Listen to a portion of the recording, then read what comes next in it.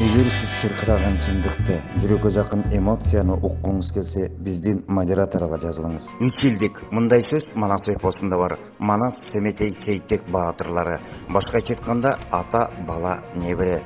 Сөздүн башында эле Манас эпосу кыргыз элинин руху, духу, идеологиясы, ошол эле 3 yıldık баш сөзүнөн эле башталып турат.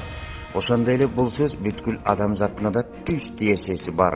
Ааламдашу агамына аралашып кетет. Көрсө адам толук 3 yıldık жашоосунда жашап, өз көзү менен көрүп өтөт экен. Ата, бала, небере. Небереңдин турмуш курганын көрүп каласың. Анын мекенге болгон мамилесин сезгенге жетишесиң. Мына эпостогу 3 yıldık. Ушунун үстүндө иштеп жатам. Урпак учул ушул 3 yıldıктен башталат. Адегенде атадан балага өтүп, андан нары небере улап кетет. Көзүбүз көрүп кеткен 3 yıldık. Ата небереге чейин таалим тарбия бергенге үлгүрөт. Калган мезгил өмүрдүн мезгили. Манас эпосунда 3 yıldık деп мына ушул сөз башы болуп белгиленген. Чоң атасы Манас баатыр болсо, андан кем калбаган Семетей да баатыр болгон. Ал эми Сейтек аталардын жолун жолдогон баатыр экени белгиленген.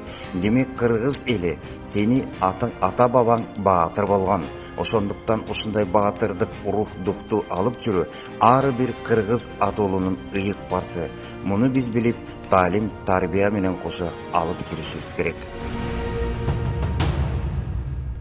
Кайрат, сен түбөлүктүү министр эмессиң. Мындай сөздү маданият министри Кайрат Иманалиев Жалал Абадтан уккан. Андай кеп Жалал Абад облустук Барпы драм театрынын жааматы менен жолукканда кызыгандуулук кеп сөздөн чыккан. Аталган театрда жамаатташып кеткенге да үлгүрүшкөн. Бир тарабы Барпы театрынын директору Санжар Бейикбаевди иштеп калуусун талап кылса, чыгармачылыктын бир тарабы аны кызматтан күтүүсүздөн кетүүсүн талап кылгандар. Ал жыйындын видеосу элге интернет желеси аркылуу желдей тарап кеткен. Бул жолу бетке айткан маданият чыгармачыл топ министр Кайрат Иманалиевдин бетине ачык эле айтып чыгышкан. Көргөнүбүздү көргөндөй айтканыбыз жакшы. Акыркы күндөрү өлкө башчы Садыр Жапаровдун Тажикстанга барып, Рахмон менен жолукканы калк арасында катуу талкууга түштү.